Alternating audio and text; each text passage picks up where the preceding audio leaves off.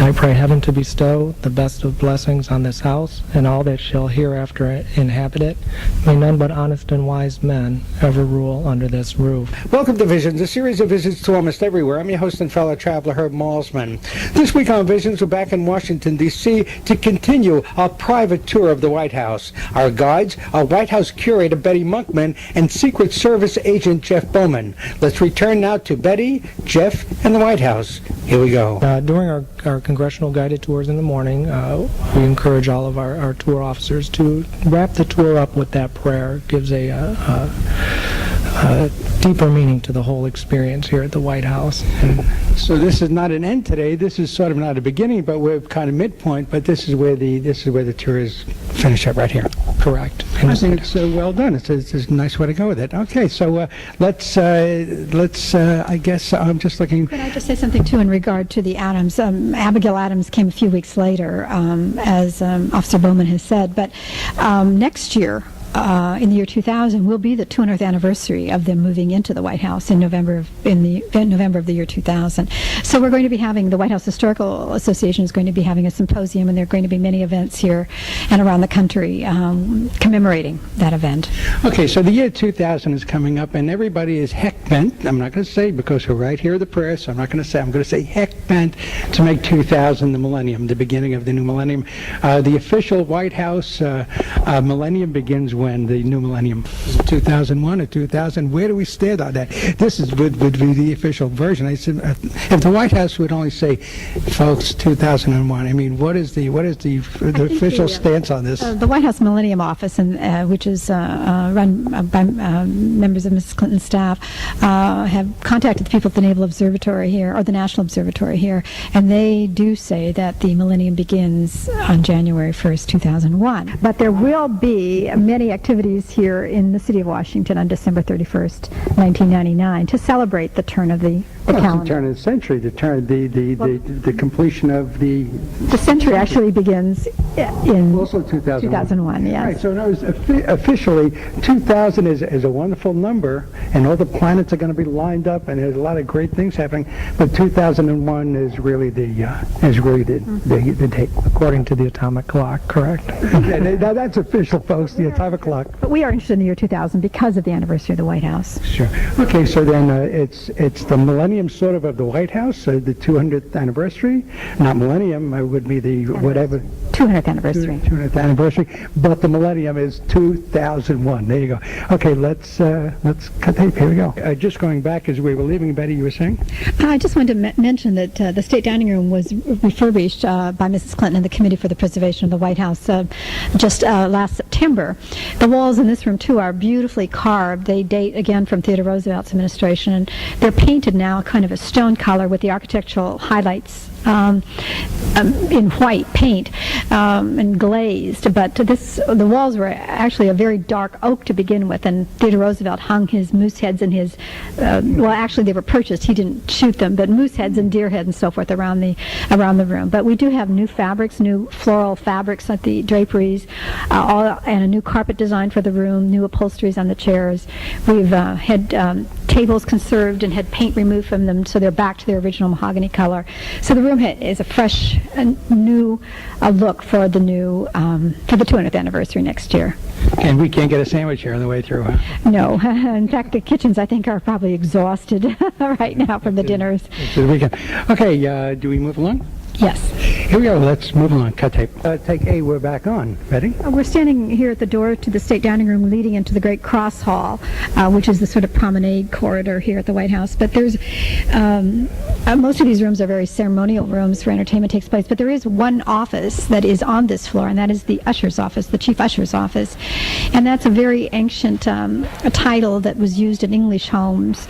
But the chief usher is really the manager of the house, and they're the ones who coordinate all these activities, work with the family on anything they would like to have. He hires the chefs, the butlers, all the people, the carpenters, the electricians.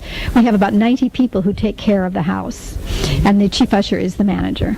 I see Ronald Reagan there. Correct. Ronald Reagan's portrait, where he is sitting out on the Truman balcony, I believe. And I'm actually going to let Betty describe that a little bit.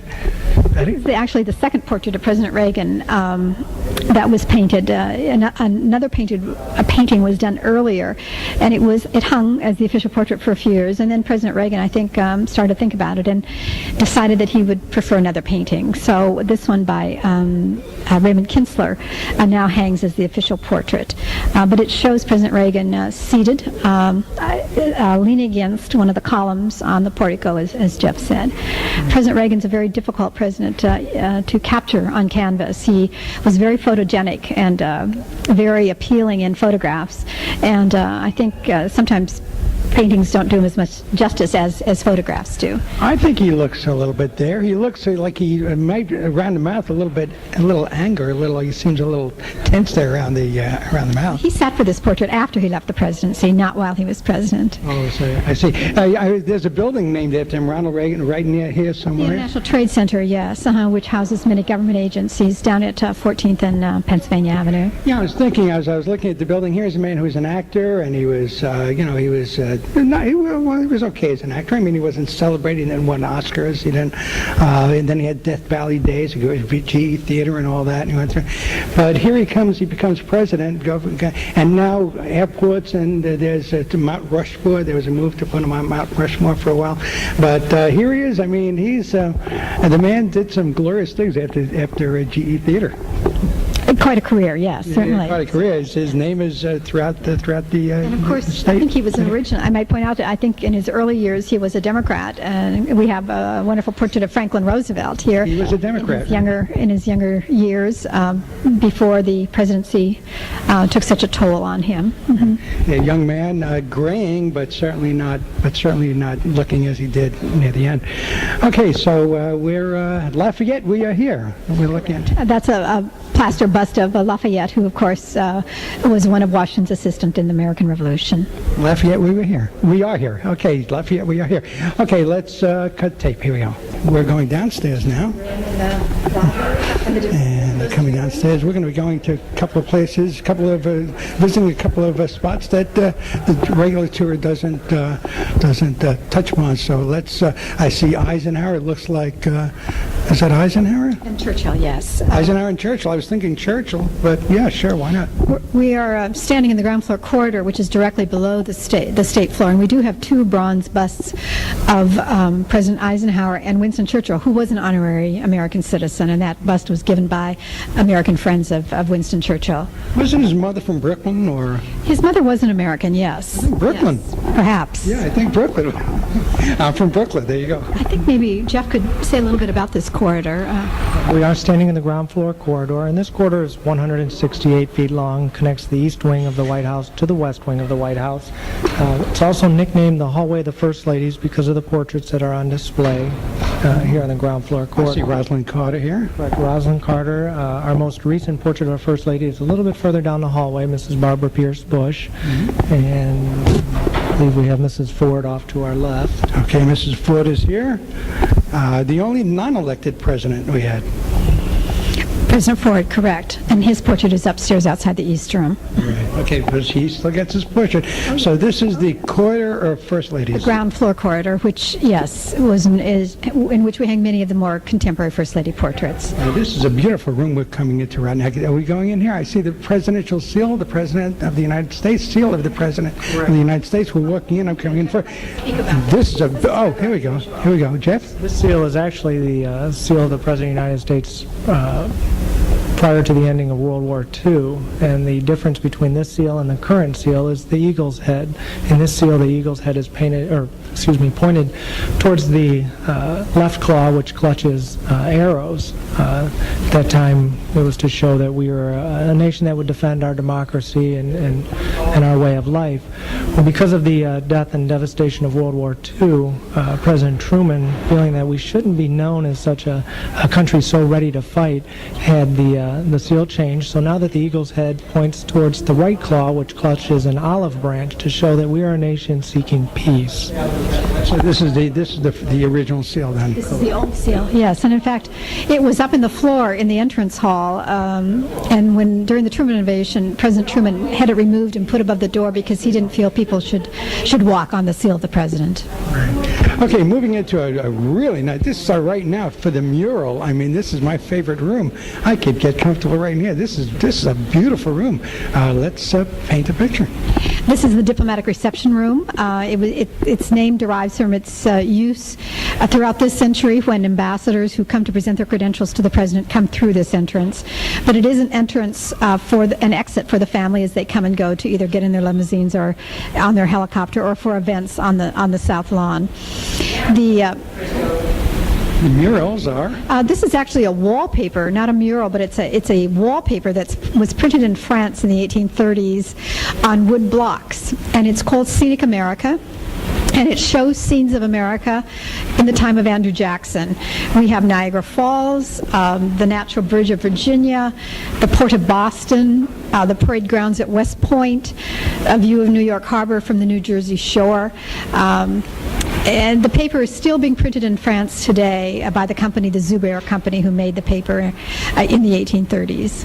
The carpeting is great. The area, I guess this would be an area rug, but it's beautiful. This is a custom designed carpet made by a company on Long Island in New York for us, and it incorporates in the inner border of the carpet. It's a blue and gold carpet, but it has the seals of each of the 50 states, as well as the District of Columbia in one of the borders. Okay, let's say we add another state. I mean, Puerto Rico. Let's say it gained its statehood. What happens to this rug? Well, I think we'd have carpet. I think we would probably have a new carpet made. Mm-hmm. Okay, what about sizes here? Give us the shape and size of this room. Again, this is another oval-shaped room. We're directly below the blue room, and these oval-shaped rooms that are inside the White House are just a little bit smaller than the president's Oval Office.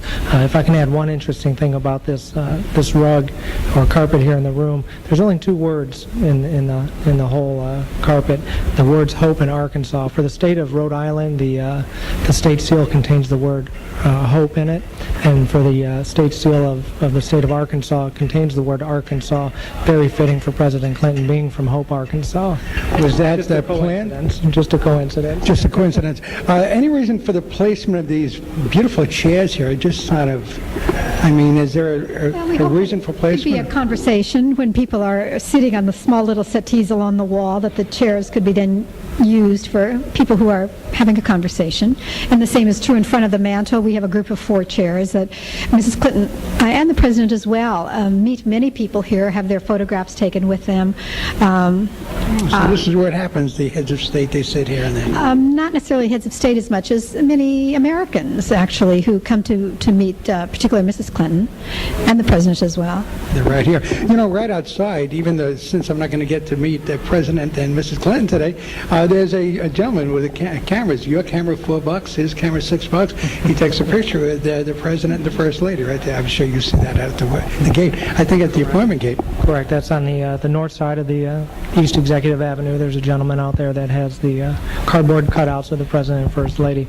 But as we look out the south door, we're looking out onto the south grounds, and that is the President's limo out there right now. He's getting ready to go somewhere. Can we get a close-up look or a closer look? No, we're not going to go outside, but just get an idea of what... We could get a little bit closer, but he's on a tight time schedule, so he'll be coming through in a minute. But through here? Through where? Probably through here, unless he leaves directly from the Oval. You said probably through here. Right. And correct. I'm sorry? Yeah, he's in the house, I know that. Yeah. If he's in the house, or if he's in his office, he might walk outdoors to go to his car. Right.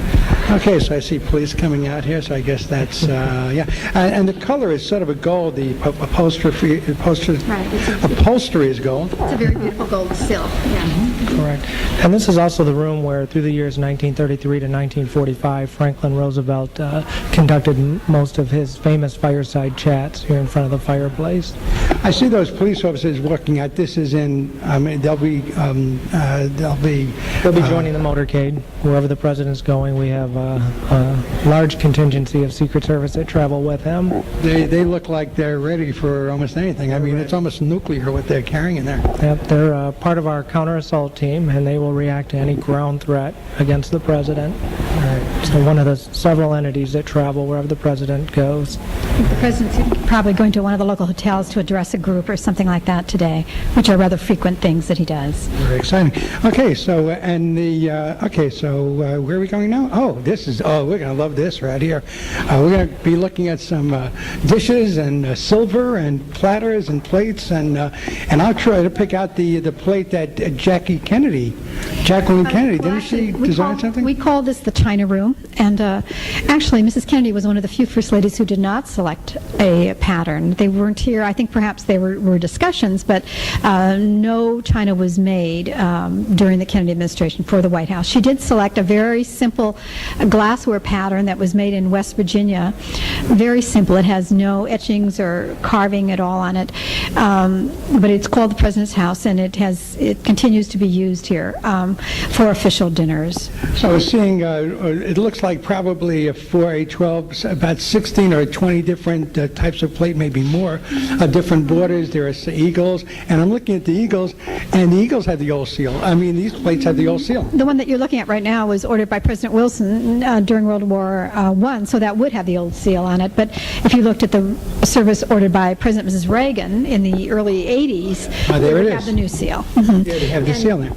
Right now, the service ordered by Mrs. Reagan in the early 80s is the largest service that we have, and the one used for most of the state dinners, although there's enough of other presidents. The Johnson service, which has a border of wildflowers that Mrs. Johnson was so fond of. Okay, so I'm looking at President John F. Kennedy, 1961-63, part of the service, the glasses and the dishes or whatever. Do they get to pick something that they want? I mean, is it in stock and they say, okay, this is what I'll take, or do they? And in your case, you say she didn't create it. How do they? They go into a store and say, well, I like this one? Mrs. Kennedy, in selecting that glassware, wanted to, in the early 60s, support the West Virginia glass industry, and so she looked at some samples from factories in West Virginia and selected one that was made. Unfortunately, all those factories have now gone out of business, so they're not available. But the china is all custom made for the White House, custom designed and custom made. Mrs. Reagan, again, as Jeff said, in the Red Room, loved red, so she has a red and gold borders on her china. Mrs. Clinton has reordered some of the Wilson service, which is a beautiful cobalt blue and gold, and also some of the pieces from the FDR service, which is a cream colored. And since World War I, all of the services have been made in New Jersey by the Lennox Company, with the exception of the Johnson service. So she came in and said, I like this right here, so well, I'm going to go with some of this. these early services, there weren't enough pieces that were either ordered or left because of breakage, so they couldn't serve a large dinner on what was now here from the time of World War I. So the company then made the service plates, the base plates, so that they could have enough to use for a large dinner. And what are we looking at? This is mostly silver. We're away from the plates. Glassware, right. Much of the silver dates from, again, the early 19th century, from James Monroe and Andrew Jackson bought beautiful silver. And we try and show examples of all the various glass services, the Lincoln glass, the Harrison glass. They show different types and styles of glass. But one thing that all of the china, the official services have, as well as the glassware, is an eagle taken from either the Great Seal of the United States or the Presidential Seal.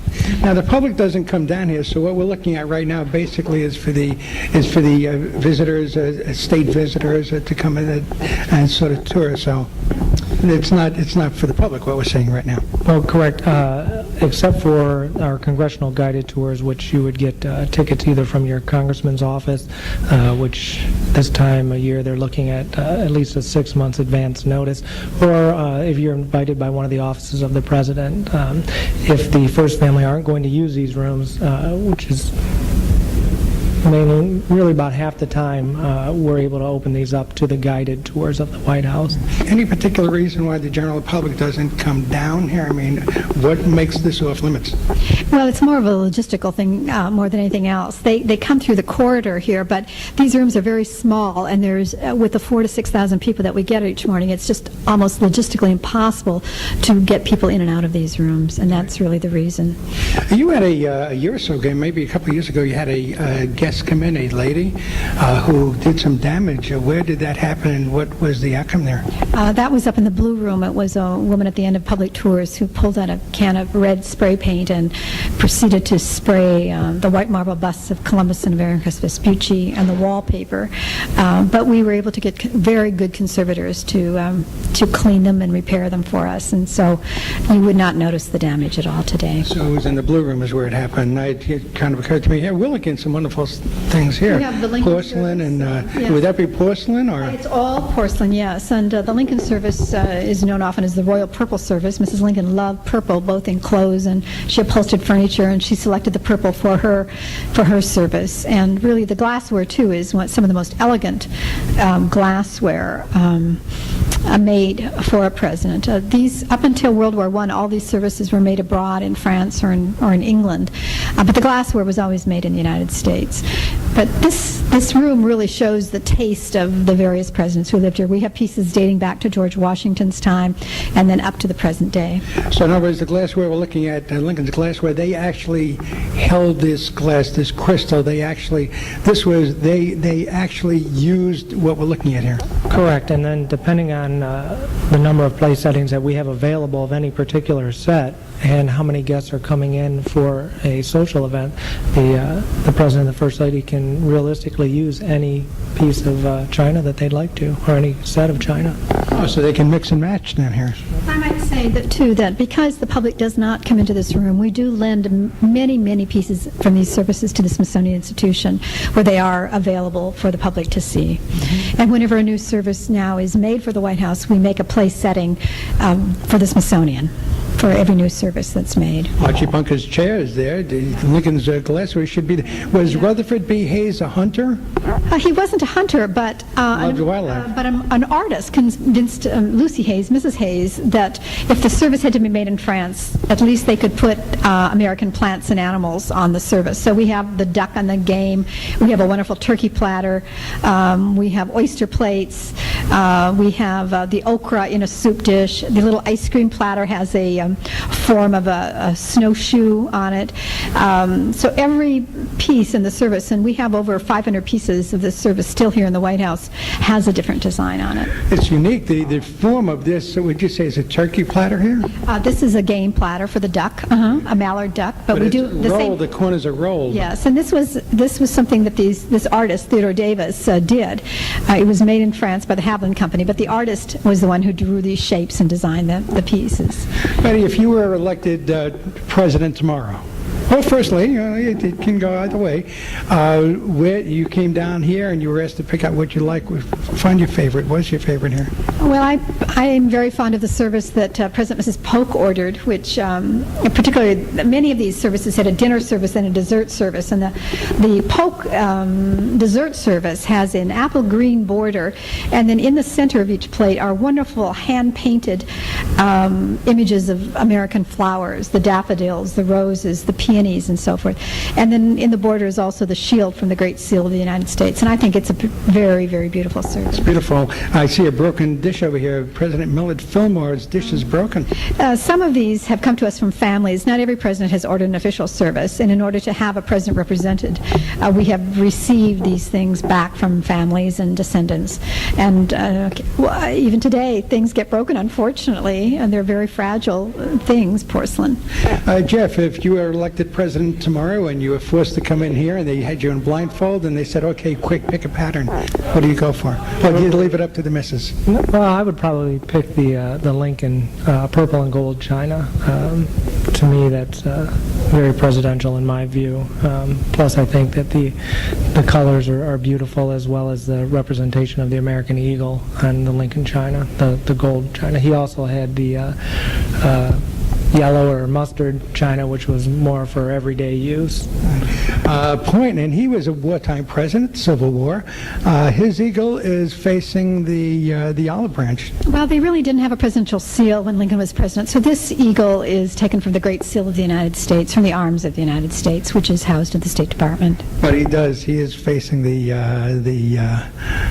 olive branch. The olive branch, that's correct. Well, Lincoln was a man of peace. Even though he turned out the way it did, he was a man of peace.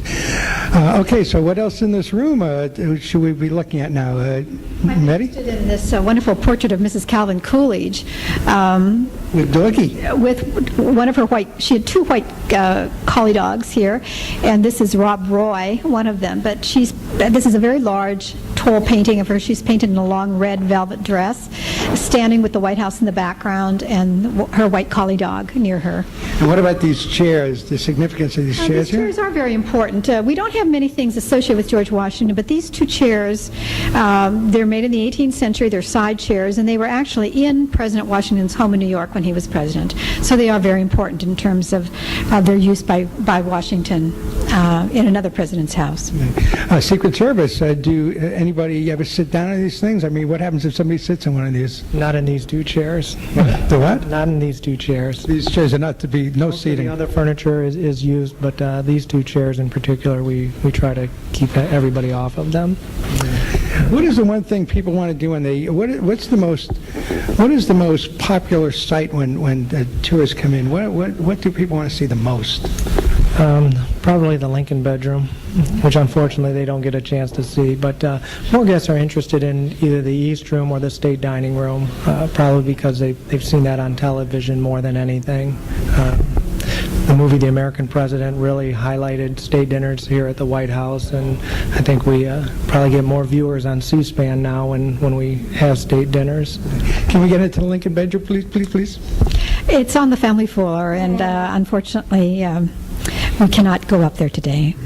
I can come back tomorrow. On a little secret, in the Secret Service, we only go up there on a need-be basis. So it's a private area for them to relax and be themselves. Is there a corridor down below for golf carts to come through, and is that happening here? I know the Capitol has that. We don't have subways or underground tunnels between the buildings, no. No secret passages from way back when, 200 years ago? No secret passages? Even the president has to walk outdoors along a colonnade to go to the West Wing to his office, so there are no, and most of his staff is in the executive office building next to that, and everyone has to walk outdoors to get to those spaces. Okay, so let's move along. And what is the name of this room, you said? It's the China Room, or as the movie The American President said, the Dish Room. Dish Room, where all the dish are right here. Okay, so let's move along. You listen to Divisions, a series of visits to almost everywhere. You know by now, we're at the White House, Washington, D.C., April 26, 1999. If your computer didn't work today, blame it on the 13th anniversary of Chernobyl, and I hope they catch every time they catch somebody giving out a virus, they're going to give them 40, 50 years, but people continue doing it. I think we have secure computers here in the White House. We're not too concerned about that. Are you Y2K adapted now? Yes, we are, and we also are protected from the internet. Really, we have a select few computers that are able to download anything off the internet. Most of ours are in-house computers. Can I email you from home? I don't know that you can do that. You can email certain offices in the White House, like the White House Visitor's Office. I think you can email. There is an email address for the president to get correspondence and so forth through the email, and Mrs. Clinton as well. But many other offices do not have email from outdoor, internally email, but not out of the complex. We are in what room now? Very homey in here. Lots of books, and are they? I wonder if they're all read, or where are we now? This is the White House Library, and when the home first opened in 1800, again, this was the basement level, which was an unfinished level, and it was very cold, very damp down here. And back then, the rooms had number designations, and this room was numbered room 17, and it was used as a laundry room all the way up until about 1902, when Theodore Roosevelt converted it into a gentleman's smoking room or parlor. And then in 1937, his cousin Franklin Roosevelt converted it into the White House Library. Still used as a library, over 2,700 volumes of American literature that are cataloged and maintained by the Library of Congress.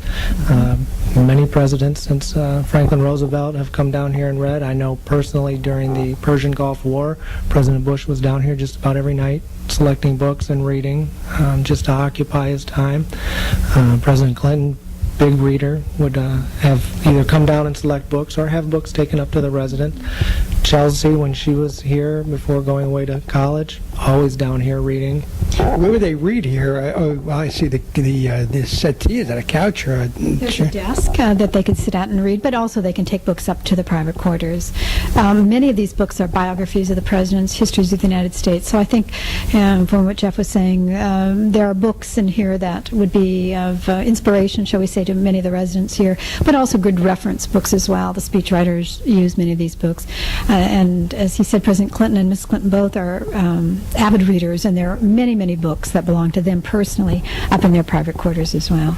Do they take them home with them, or do they leave them for the next administration? Most of the books upstairs in their private quarters are those that they brought with them or have been given to them while they're here. So those will all leave at the end of administration. These will remain for the next administration. You said George Bush would come down here and read to just get away from it all. His eye of the storm would be in this room, I guess, to just kind of take his mind off things. This is the first room I've seen that has a dark appearance to it. It's not as bright, and I know it's downstairs and all that, but it's sort of, there's a gray. Whoop! It just got darker. The walls are, oh, there you go. It's brighter now, but it's still a darker feel to the room. Well, in the basement or the ground floor, our ceilings are much lower too, and so the rooms, and they're down on ground floor level, so they don't get the wonderful light that the rooms up on the and the ceilings. And then neither the ceilings nor the windows are as high as those rooms on the state floor, which give that wonderful light. And I see a lot of the portraits down here, Native Americans, different. One looks like a chief, at least. They were chiefs of their nations. They're primarily from the West and the Midwest, but these particular chiefs actually came here to Washington and were received by President Monroe in 1817. And each of them is wearing a peace medal with the image of Monroe that they represented at that time. And there's a wonderful account of their visit and the exchange of gifts and so forth with President Monroe. What does that sign say from here? What does that Said say? that books can be checked out through the Office of the Curator. Is that what that says? Yes. As we get up closer, all books are to be checked out from the Office of the Curator. That's you. Correct.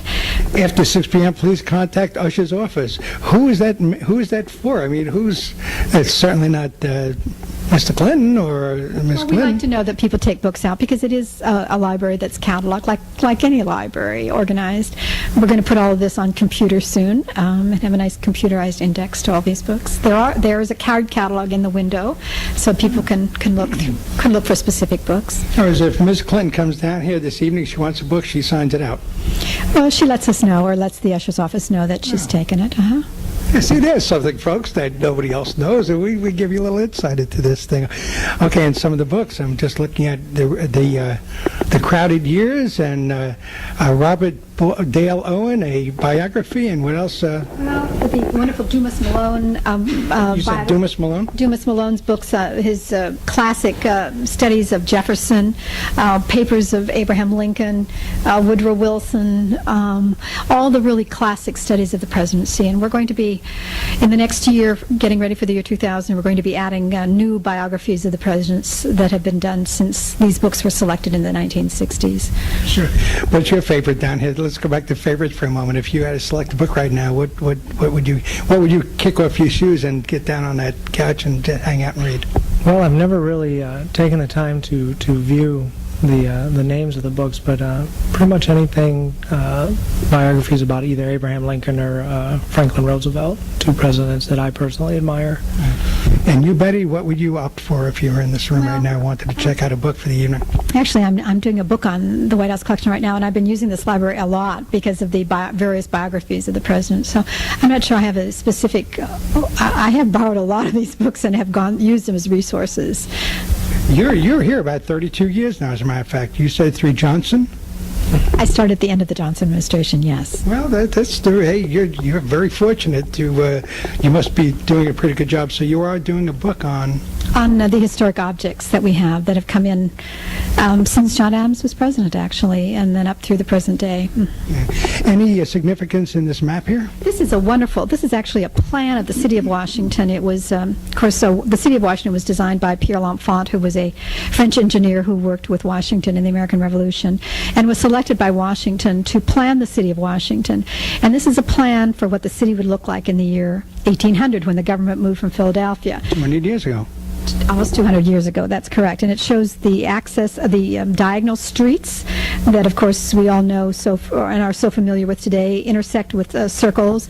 But the great mall that leads from the Capitol west and then is on an access with the White House, and the great Potomac River and the eastern branch, or the Anacostia River that we know it as today.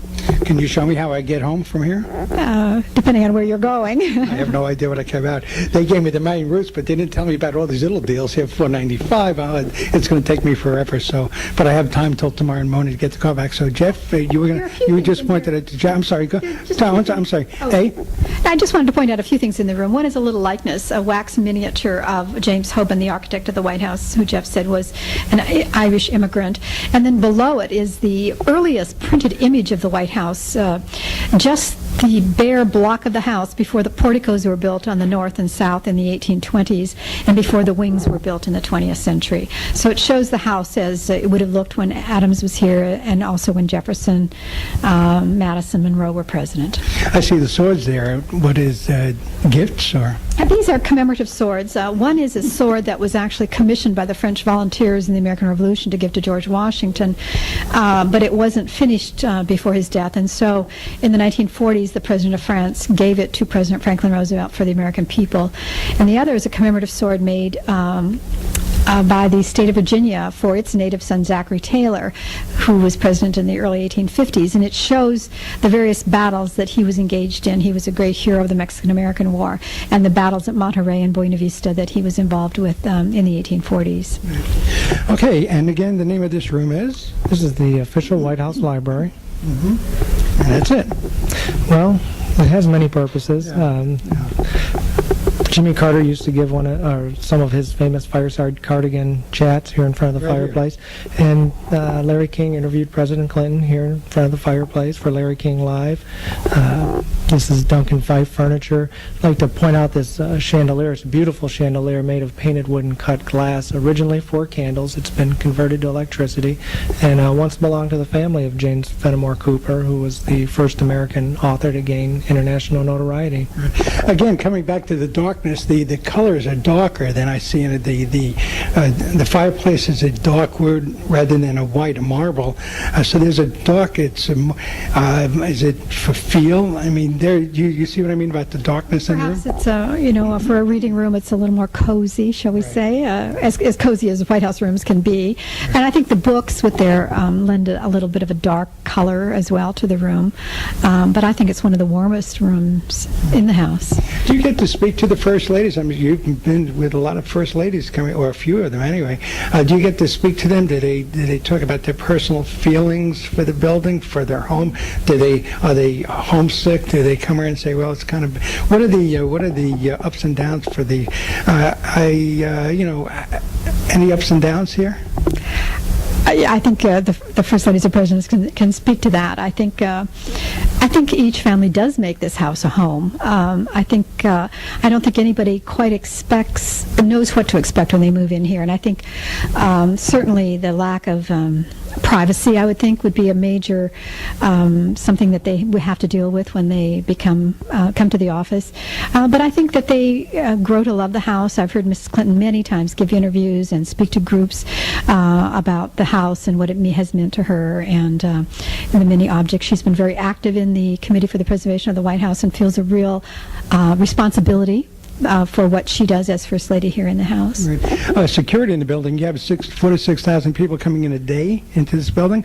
Of course, we had the unfortunate woman that you had that in the blue room. What about security overall, without giving away any secrets, or what? You have a lot of people coming through here. Well, at any given time, 24 hours a day here at the White House, you can expect that there's between 200 and 225 Secret Service running around. Mm-hmm. Unfortunately, we do have accidents that happen, but that's why we're here. We try to contain anything to contain it to the smallest damage, that if it happens to be some sort of vandalism, contain it to the smallest amount of damage possible. Sure. We're going to say, I'm sorry. No, I was just going to say that all visitors need to go through a special security building here on the grounds before they enter on their tours and have their bags inspected and so forth. Not only visitors on our tours, but also guests that come for receptions and so forth. We're looking at Mrs. Bush here, Barbara Bush, right here.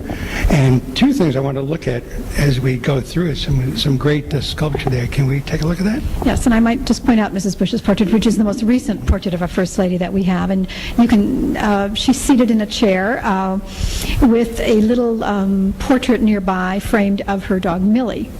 And the artist told us that Mrs. Bush very much wanted to have Millie in her lap, being much more of a focal point to the painting. But the artist convinced her that perhaps just to have a portrait of him with her rather than be very dominant in the painting. Oh, I see. Oh, I'm just a little portrait of that little picture of her dog Millie. And Socks is the cat here. Is Socks around anywhere? Socks is always here, yes. I don't know where he is at the moment, or she. I can't remember if it's a he or she. I can never get that straight. So Socks is not necessary. Murphy Brown didn't wind up with in the back. What about Murphy Brown? Oh, let's get this. Murphy Brown. You don't want to get into Murphy Brown's case. That's been a long time ago, I think. Okay, I know that she made. Okay, now these are the boys are out heading for town. They got paid on the cattle drive, and this is a beautiful sculpture of 4 Western types shooting off their guns. And where are they heading for? Heading for Dodge City for the weekend with their $1.50. It's entitled "Coming Through the Rye" by Frederick Remington. One of a few of the Remington works that we have here at the White House. Very beautiful bronze. On horseback. Correct. And then to the right we have Meat for the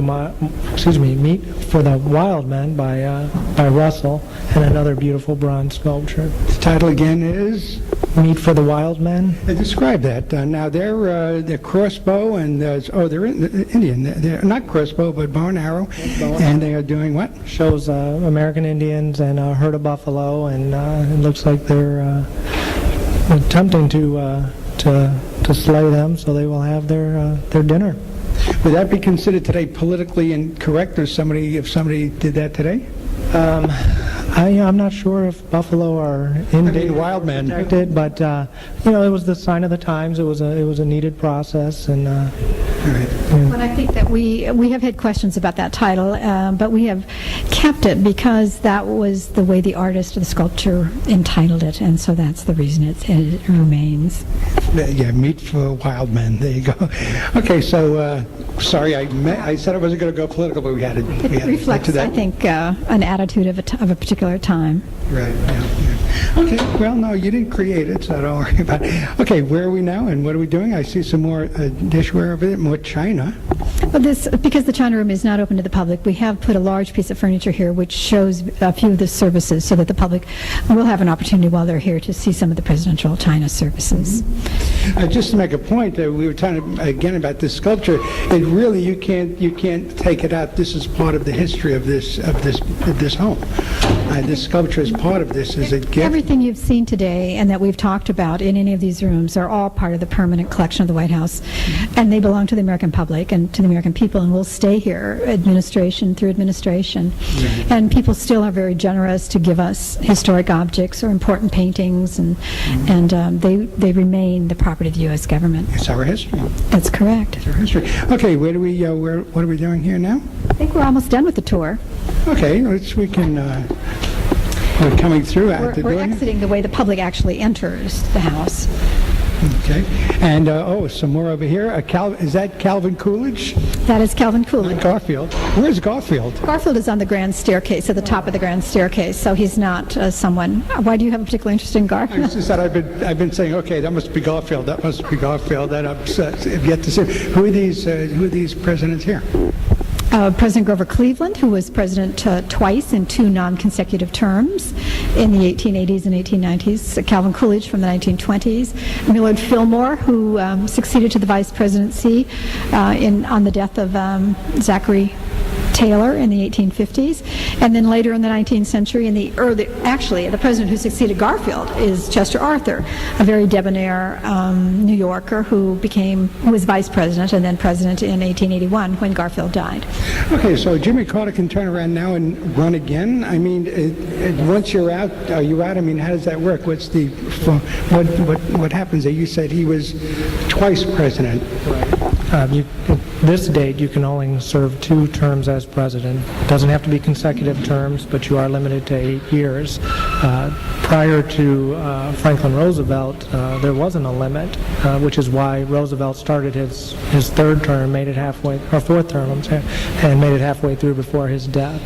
But these days, 2 terms, that's it.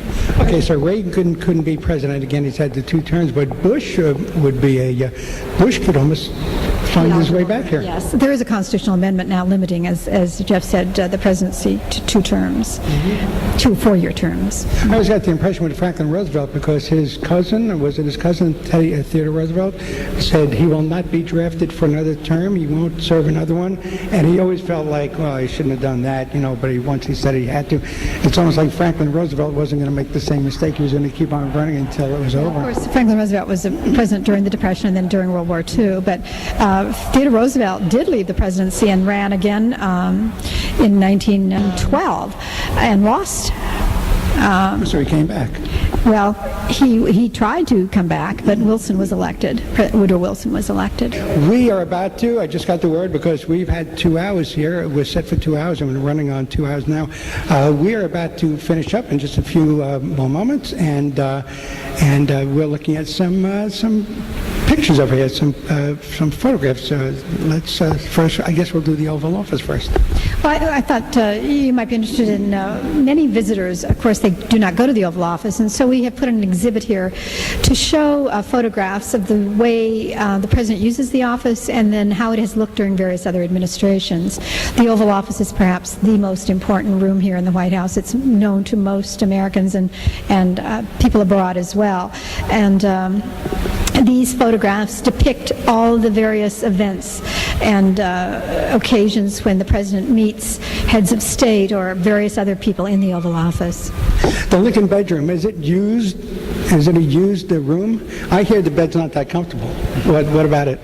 That I don't know, but it is used quite often for overnight guests. We do, here at the White House, the usher's office will assign them a room. There are 11 bedrooms. That's just one of them.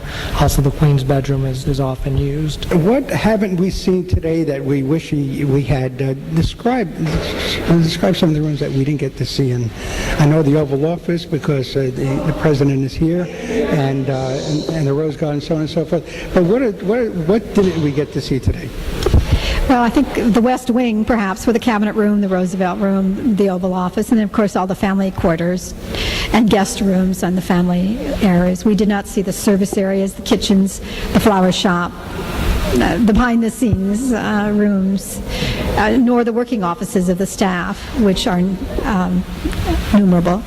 I'm looking at the Thinker out there. Is that a modified Thinker? Is that? This is a Rodin piece of sculpture. Mrs. Clinton has started in 1993 doing a series of outdoor sculpture exhibitions, and this exhibition shows the influence of the French sculptor Auguste Rodin on American sculptures of the 20th century, and this will be up through the summer and into the fall.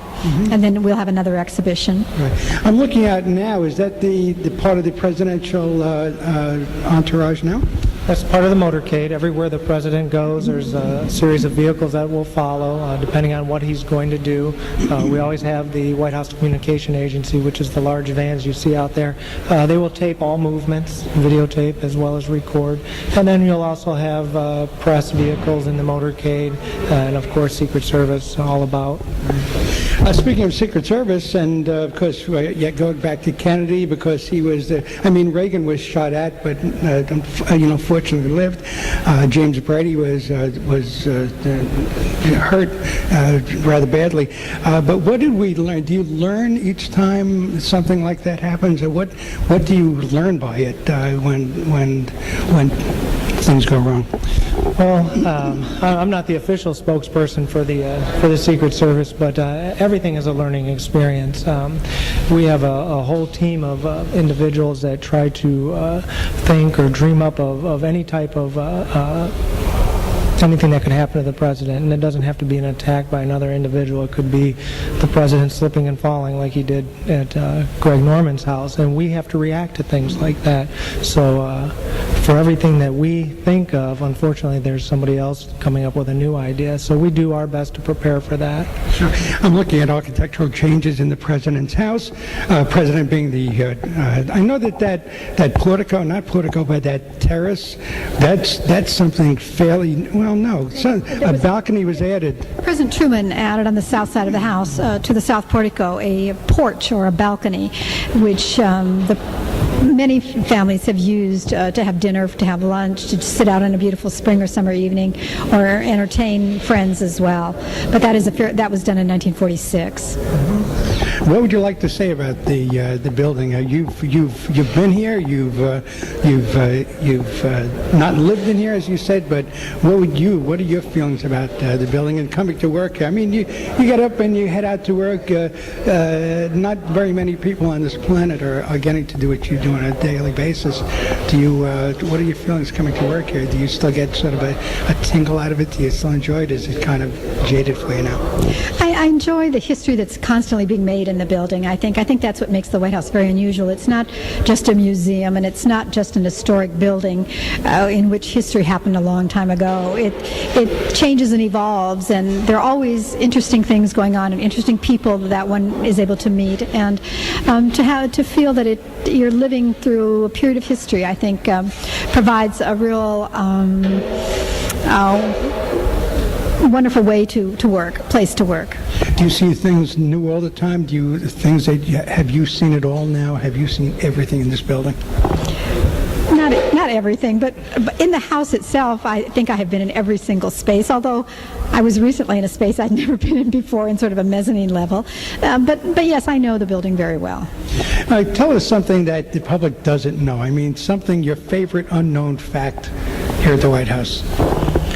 I don't think the public really knows the commitment of the staff who works here, not only the Secret Service and the First Ladies and President's staff, but also the people the domestic staff who takes care of the house and runs the house, the cleaning people, the butlers, the chefs, the maids. Many of those people have worked here for many, many, many years through many administrations, and some presidents have said they really make this place a home, and I think that is something that perhaps a lot of people aren't aware of. Jeff, where do you go from here? I mean, after you've been in Secret Service at the White House, where do you go from there? Well, maybe I'll retire in Florida. I've still got 15 years to go. Like I said, I enjoy this. Probably the thing that's amazed me the most is what can be done here at the house. I go back to my house, and dinner is usually at the same time, and I can pretty much say every Thursday we're having macaroni and cheese or whatever, but it's never the same here. It's constantly changing. But I do have to agree with Betty about the commitment to the staff. I, for one, when I first came here, didn't realize that there was a permanent staff that took care of the home, that stayed here no matter what administration was in. Unfortunately, we just lost one of those individuals, John Muffler, who was in the home since 52 or World War II, yes. Right. He took care of all the clocks and wound the antique clocks and so forth, and he just died about a month and a half ago. He takes care of the clocks. Is that what happens in the curator's outer office there, that clock that won't work anymore? No, that is in another area of the White House. I think that the General Services Administration takes care of. We'll have to get them to fix that clock. Yeah. Okay, so anything to add? What would you like to say here at this point? Are you a 24-hour type guy? I mean, you're always available, or? Always available. Normal work week is 6 days a week, 14 to 18 hours a day. I was here all weekend with the NATO events going on, so I think that's why it's gone by so fast. I think Betty is getting a little, I see you flexing there, you time to sit down. Okay, so now we're going to give the phone numbers again and times. And again, you did say there are tours for the visually impaired, and give us the times again, and when you open, I guess, 360, no, you're not 365 days a year, you're not, are you? Not 365 days. We're open every Tuesday through Saturday unless there's an event here at the White House. We have two types of tours. We have the Congressional Guided Tour in the morning, which again you would need to contact your congressman's office or senator's office or the White House itself for tickets. Please give an advance notice of 2 to 6 months. It's preferred because we are so busy. Then we have the public tours, which is again every Tuesday through Saturday from 10 to 12. And this time of year, because of the amount of people coming through, you do need to pick up tickets at the White House Visitor Center, which is at 15th and Pennsylvania Avenues Northwest in the Commerce Building. They open up at 7:30 in the morning and start issuing the tickets. People start lining up at 6:30, 7 o'clock. It's a very hot ticket here in D.C. to visit the White House.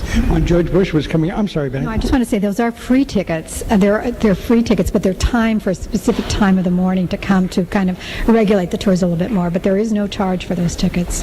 When George Bush decided when he first came in to open up the house for everybody, come on in and visit. You know, what sort of a nightmare was that? Was there a nightmare when he said that? President Clinton, you mean? I'm sorry, no, President Bush, when he first came in, he wanted to open the White House and just have everybody come in. It was right after Inauguration Day. That was President Clinton. That was President Clinton, and they did have President Mrs. Clinton and Vice President Mrs. Gore did receive thousands of people the day after the inauguration. George Bush did also. Time goes by. I just don't recall that at the moment. Is that sort of a nightmare security-wise when that happens, or? No, all the guests will go through our metal detectors, and all the bags get x-rayed, same as at the airport. Just the same as an event that we have. If you came here for a state dinner, you would go through the same process. That day in particular, we did have thousands of guests come and meet the President, the First Lady, the Vice President, and Mrs. Gore. In addition to the public tours, we also offer twice a year, one weekend in the spring and one weekend in the fall, the garden tours, where we actually let the guests go out onto the grounds, view the Jacqueline Kennedy Garden, the South Grounds, the Children's Garden, as well as the walking through the Rose Garden. And we also have the annual Easter egg roll, which is very popular, that we just had a couple Mondays ago. Christmas tours. Every evening during the month of December, we have various groups that come in for tours as well. It's a very popular tour. The house is decorated for the holiday season in just beautiful manner. I think last year we had 36 trees alone inside the mansion. What about the phone number? Who's going to handle the phone number right now? The White House switchboard is area code 202-456-1414. The visitor's office for group tours or family tours would be area code 202-456-2322. Anything to close with? No, we just would welcome visitors and hope they've enjoyed the tour today. Okay. Give us that White House prayer. One more. Who did it the last time? You both did. You know it offhand by heart? It actually, I don't particularly call it a prayer, but it is a statement, an inspired statement that John Adams wrote when he first came here. His wife, as Jeff said, did not live in the White House. She didn't come for 2 weeks later. So he wrote her with his hopes and inspirations for what would be, what kind of people would live here in the house and what kind of presidents we would have. And how did it go? I pray heaven to bestow the best of blessings on this house and all that shall hereafter inhabit it. May none but honest and wise men ever rule under this roof. Thank you, Jeff Bowman. Welcome. Thank you. Thank you, Betty Monkman. You're welcome. Enjoyed having you.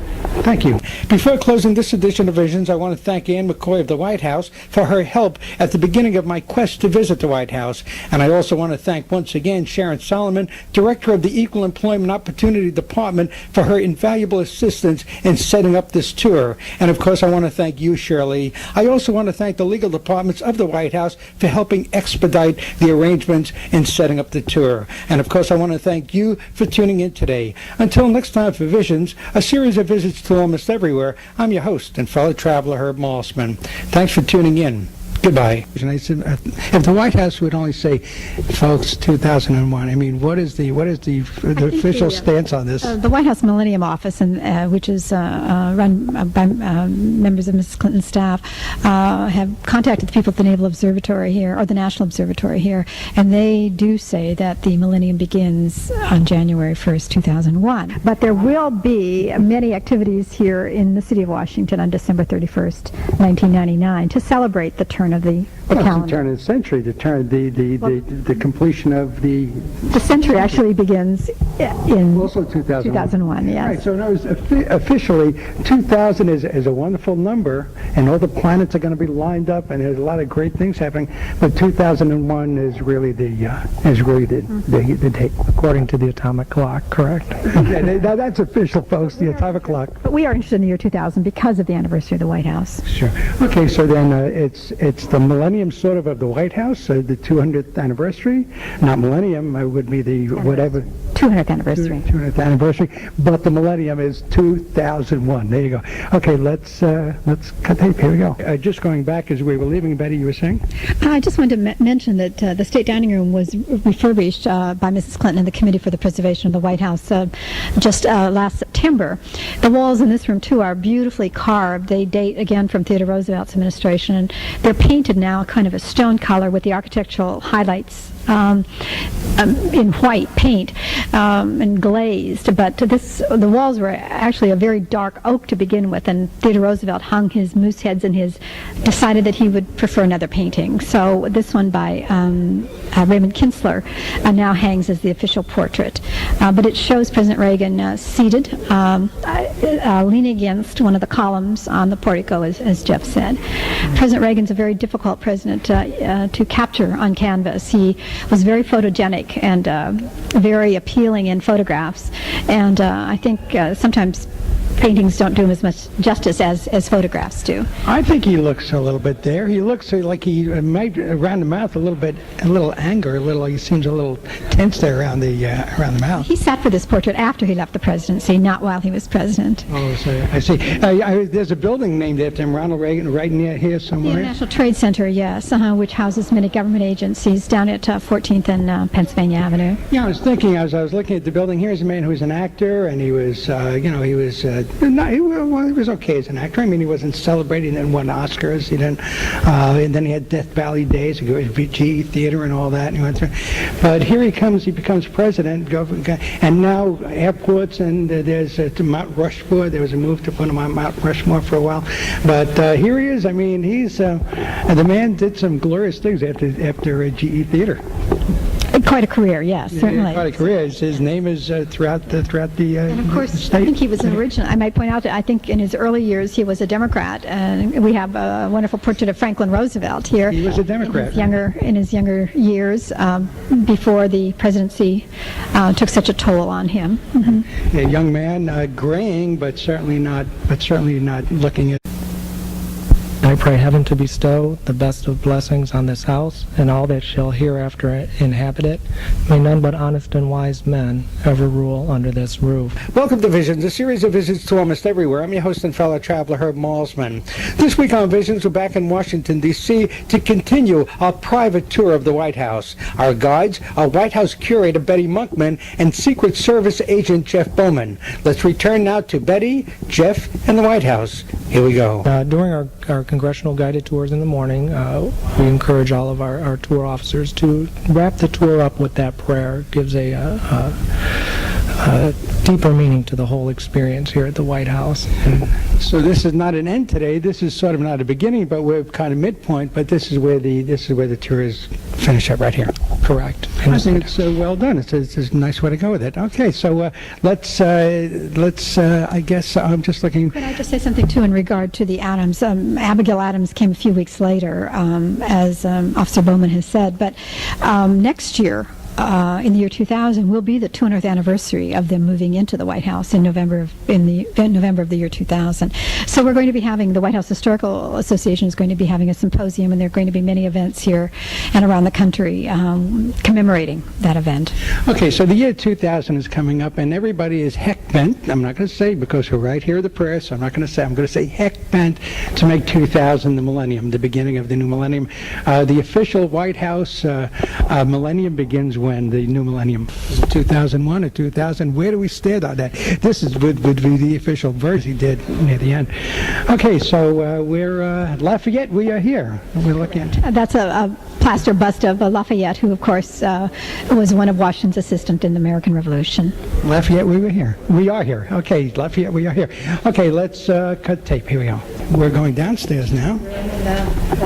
And coming downstairs. We're going to be going to a couple of places, visiting a couple of spots that the regular tour doesn't touch on. So let's. I see Eisenhower. It looks like. Is that Eisenhower? And Churchill, yes. Eisenhower and Churchill. I was thinking Churchill, but yeah, sure, why not? We are standing in the ground floor corridor, which is directly below the state floor, and we do have two bronze busts of President Eisenhower and Winston Churchill, who was an honorary American citizen, and that bust was given by American friends of Winston Churchill. Wasn't his mother from Brooklyn, or? His mother was an American, yes. Brooklyn? Yes, perhaps. Yeah, I think Brooklyn. I'm from Brooklyn, there you go. I think maybe Jeff could say a little bit about this corridor. We are standing in the ground floor corridor, and this corridor is 168 feet long, connects the east wing of the White House to the west wing of the White House. It's also nicknamed the Hallway of the First Ladies because of the portraits that are on display here on the ground floor corridor. I see Rosalind Carter here. Correct, Rosalind Carter. Our most recent portrait of a First Lady is a little bit further down the hallway, Mrs. Barbara Pierce Bush. And I believe we have Mrs. Ford off to our left. Okay, Mrs. Ford is here. The only non-elected president we had. President Ford, correct. And his portrait is upstairs outside the East Room. Right. Okay, because he still gets his portrait.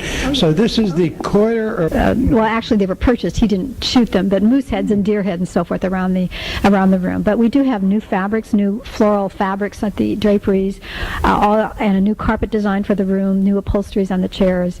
We've had tables conserved and had paint removed from them, so they're back to their original mahogany color. So the room is a fresh, new look for the new for the 200th anniversary next year. And we can't get a sandwich here on the way through, huh? No. In fact, the kitchens, I think, are probably exhausted right now from the dinners. Okay, do we move along? Yes. Here we go. Let's move along. Cut tape.